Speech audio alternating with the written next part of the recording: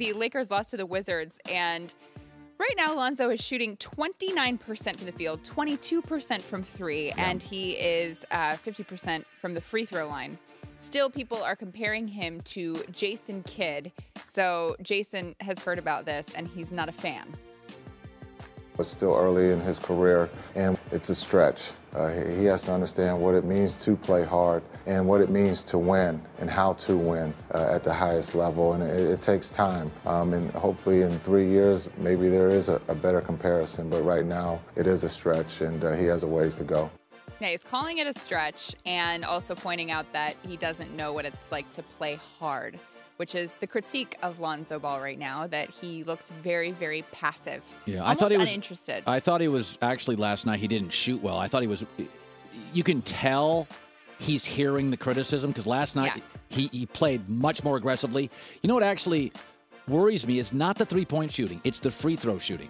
Like, listen, if a lot of guys in his head. Free throw shooting is all in your head. Yeah, so what he does is, if you notice at the beginning of the game, you can see that he's trying to be aggressive. And he's like pressing almost.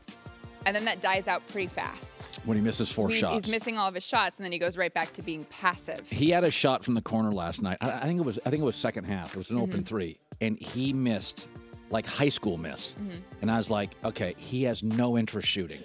Like it was not just a miss. It was like, is the door open in the arena? Like the wind caught it. Yeah, I honestly think the only solution for this really is if the Lakers or maybe the family can figure out a way to take the pressure off of him for a while and actually put it on the players who are playing better. Let's talk about them some more.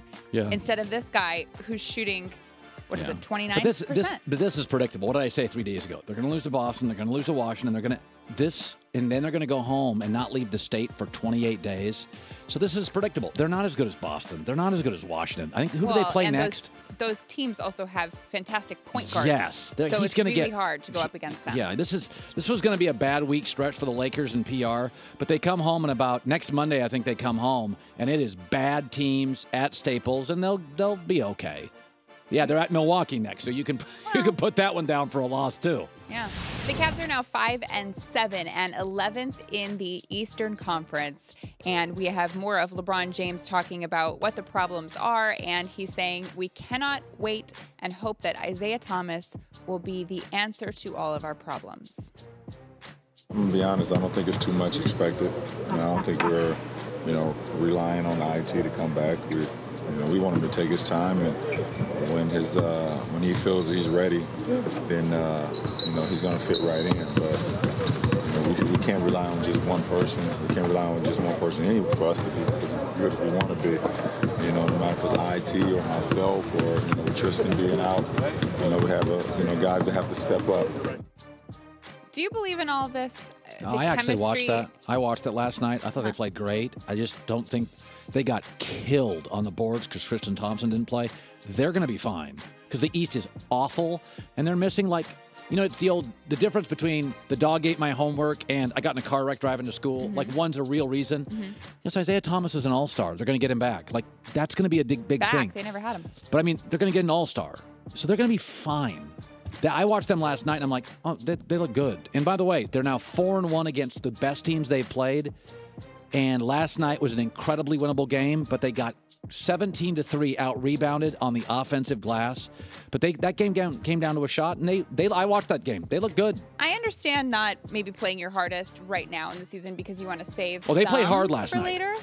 But when you're now 5-7 and 11th in the Eastern Conference, eventually that's going to catch up to you, and you're going to have to work even harder when it counts to get yourself back up the rankings. They played hard last night. They looked pretty good. Actually, Cleveland could have won that game. Well, that's scary then. Yeah. No, Houston's a good team. I'm not sure. Houston's funny. I'm not sure Houston, you watched them last night. I'm not sure the CP3. I watched them and Harden is so, there's a little Westbrook thing. I'm not sure CP3 is the world's. I don't know. I haven't seen them play together enough. But I was watching last night, and I'm like, Houston's real good.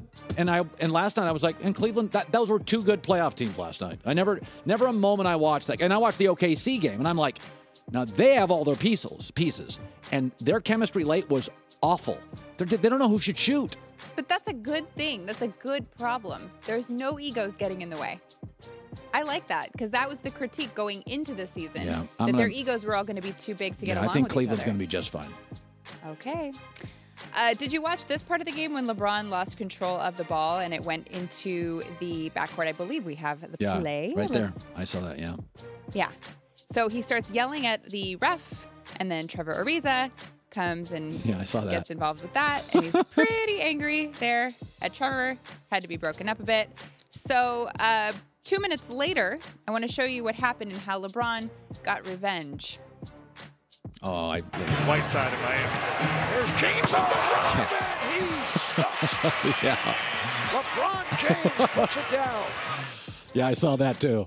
I mean, that's him saying, I'm going to show you, Yes. Trevor Ariza. Yeah. Kobe used to do that. Kobe and Michael had that little thing in them. I don't mind it. No, it was. I think sometimes it could too much ego can get in the way, but I like having a little dog in you. Yeah. So I don't mind that.